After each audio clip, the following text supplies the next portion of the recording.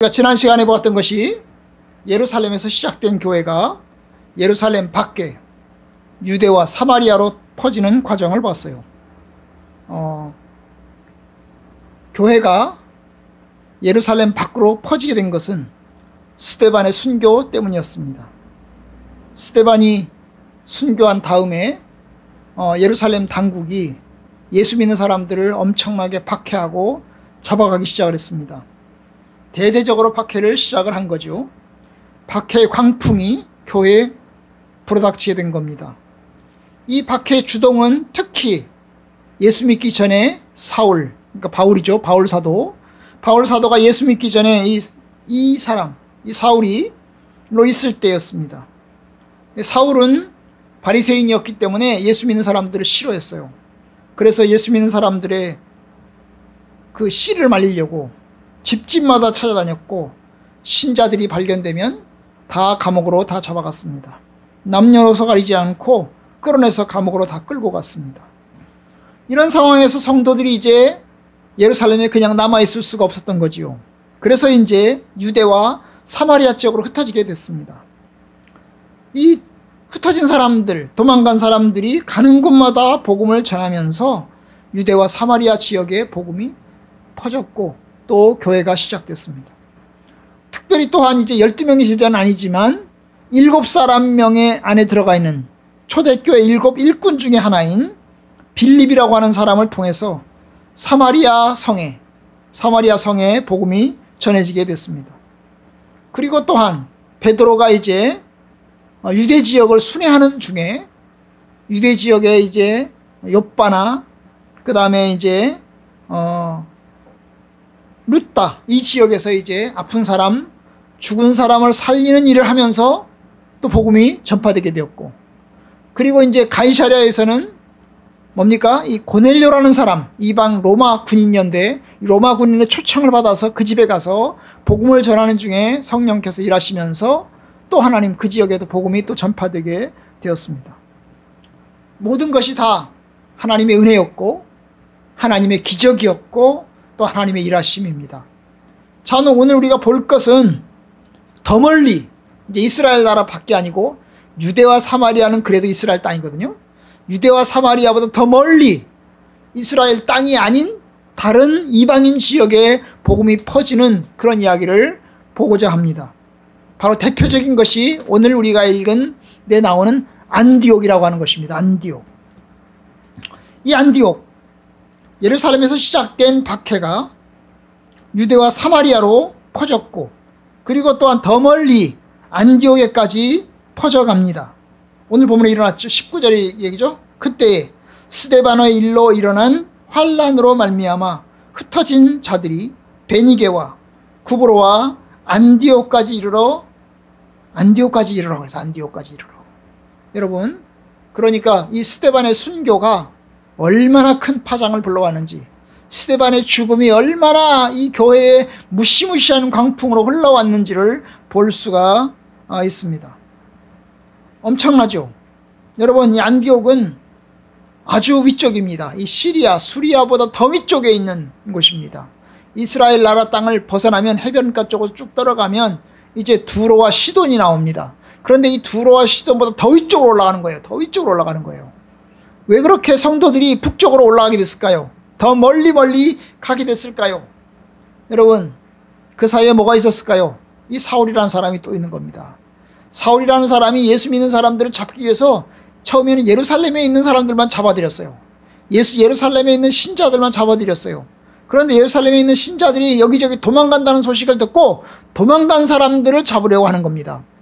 그래서 이제 어떻게 합니까? 이 사울이 유대 당국에 찾아가서 이야기를 하는 거예요. 내가 예수 믿는 사람들을 잡으러 갈 테니까, 더 멀리 잡으러 갈 테니까 나에게 명령서를 하나 써주세요.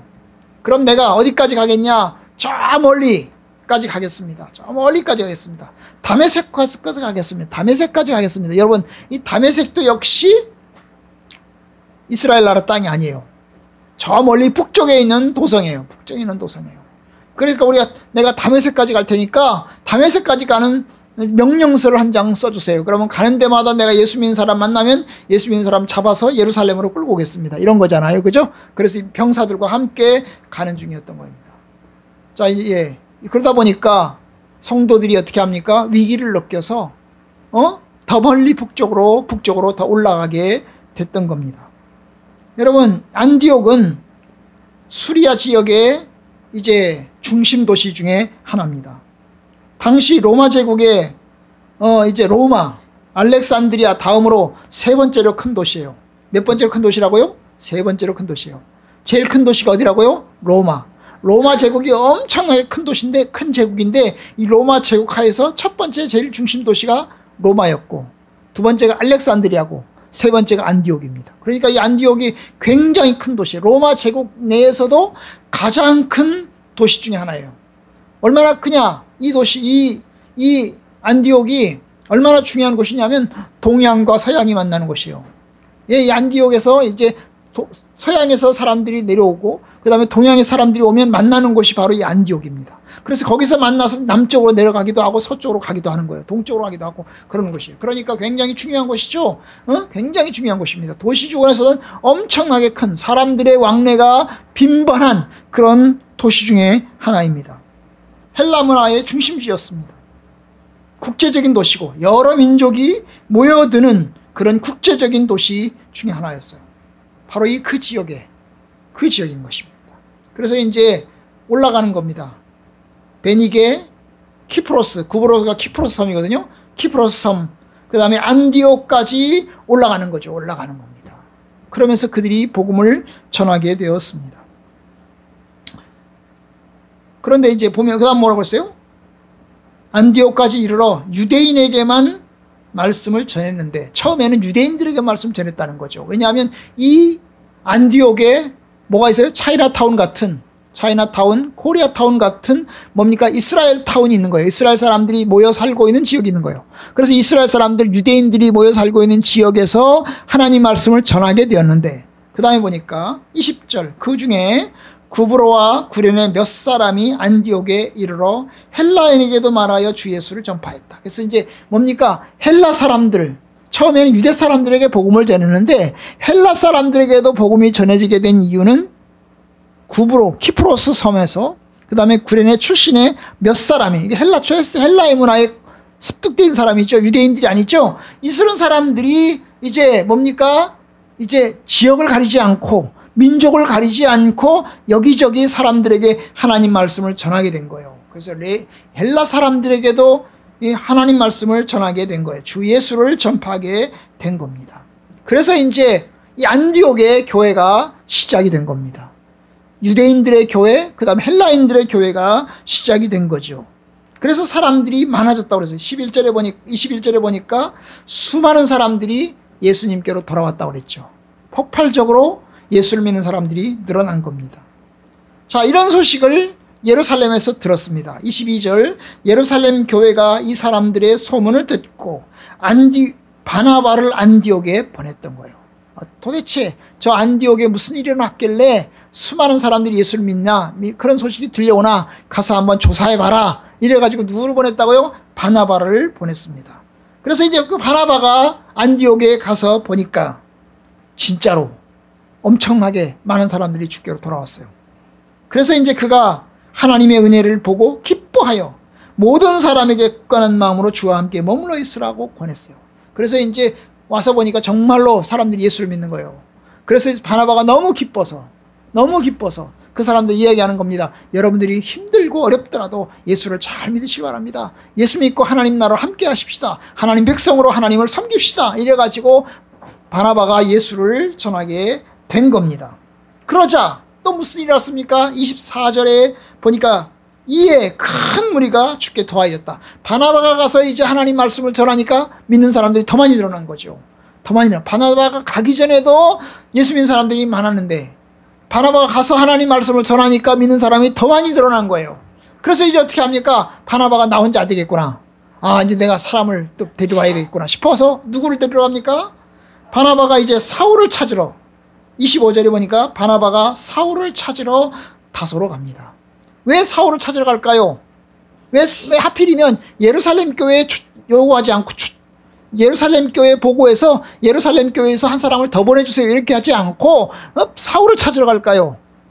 왜 그럴까요? 여러분, 그렇죠. 이 사울이 예수 믿는 것을 알았거든요. 예수 믿는 걸 알아서 사울을 예루살렘 교회에 추천했던 인물이 바로 이 바나바인데, 이 사울이 크게 될 하나님의 사람이고 헬라어를 잘하는 아주 뛰어난 인재라는 사실을 알게 됐던 거예요. 그래서 이제 그가 다소로 내려간 걸 알고 있었기 때문에 다소로 가게 된 겁니다. 이 다소는 어디예요? 다소는 더 북쪽이에요. 이 안디옥에서 더 북쪽으로 가서 서쪽으로 돌아가는 겁니다. 서쪽으로, 유럽 쪽으로 돌아가는 거예요. 그런데 이 다소는 누구의 고향?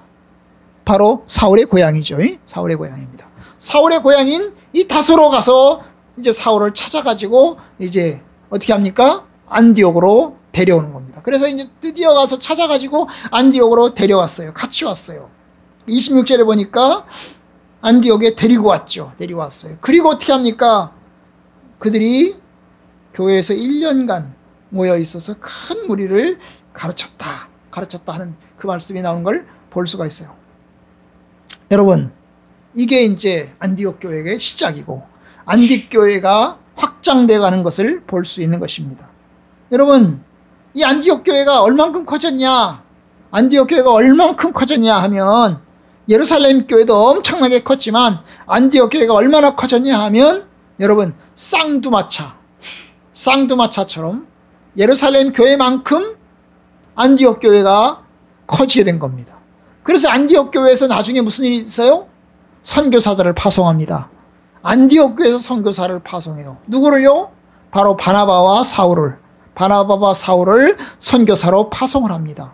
그뿐만이 아닙니다. 이 안디옥 교회가 무슨 일을 합니까? 예루살렘 교회에 큰 어려움이 닥쳤다는 소식을 듣고 예루살렘 교회에다가 뭘 보내요?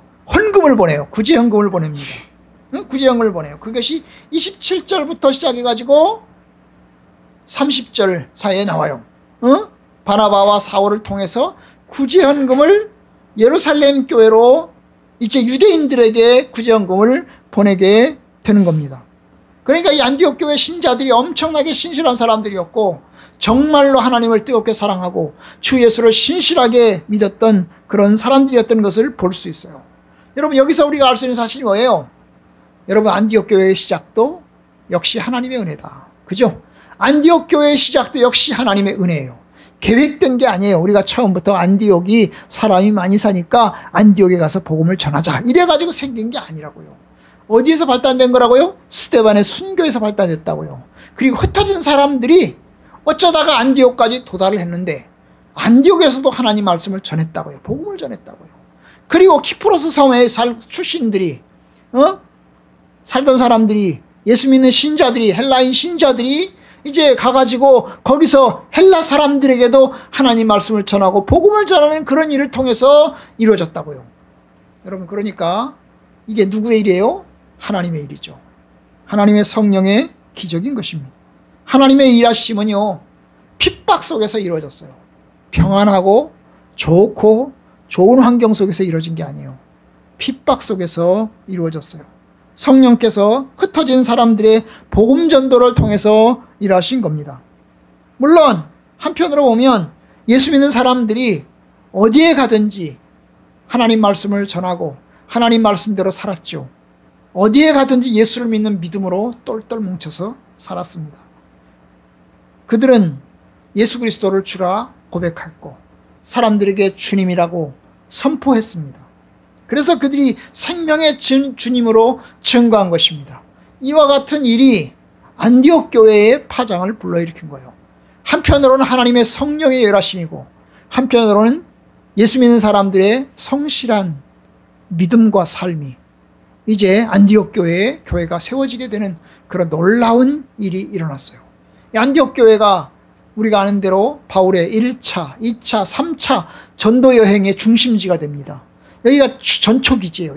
이방인 전도의 전초기지예요. 이방인 전도의 전초기지라고요. 여러분, 예루살렘 교회가 교회의 시작이었다면, 교회의 시작이고 복음의 전초기지였다면, 이 안디옥 교회는 이방인 전도의, 로마까지 이루어지는 그 이방인 전도의 전초기지로서 아주 중요한 역할을 감당했던 것입니다. 얼마나 중요합니까? 여러분, 이곳에서 성경 번역도 이루어집니다. 예수 믿는 사람들을 위해서 성경 번역도 중심돼서 이루어져요. 예? 예수 믿는 사람들이 모여가지고 우리가 성실하게 하나님 말씀을 전해야 되겠어요. 그래서 이제 복음을 우리가 성실하게 전하기 위해서 성경을 다 모아가지고 성경을 이제 편집해가지고 만들었어요. 그게 무슨 성경이에요? 안디옥 성경이에요. 안디옥 성경이에요. 안디옥 성경. 예? 예. 신약 성경, 안디옥 성경. 안디옥 성경이 이제 어디까지 갑니까? 킹 제임스 버전까지 내려가는 거예요. 킹 제임스 버전까지 내려가는 거예요. 여러분, 이게 이제 헬라 사람들에게 복음을 전하는 신약 성경. 신약 성경에 이제 수집을 해가지고, 신약 성경을 여기저기서 수집을 해가지고, 하나로 모아가지고, 편집해가지고, 신약 성경을 가지고 복음 전할 수 있는 그런 터전을 만든 곳이 바로 이 안티오크입니다. 안티오크예요. 얼마나 중요한지 몰라요. 바로 이방인 전도의 중심기지고, 선교의 중심기지고, 핵심 기지입니다. 안티오크. 여러분, 참으로 우리가 예수 믿는 사람들이니까 성령이 일하심 우리가 기대하지만, 여러분, 우리는 예수 믿는 사람들로서 우리의 본분과 성실감을 다해서 주님을 섬겨야 됩니다. 우리의 삶 속에서 우리가 믿는 예수가 나타나고, 또한 예수 믿는 그 복음의 능력이 우리를 통해서 나타나는 그런 은혜가 저와 여러분들 가운데 있기를 원합니다. 하나님의 은혜가 저와 여러분들 가운데 함께하는 그런 시간들 되기를 주의 이름으로 축복합니다.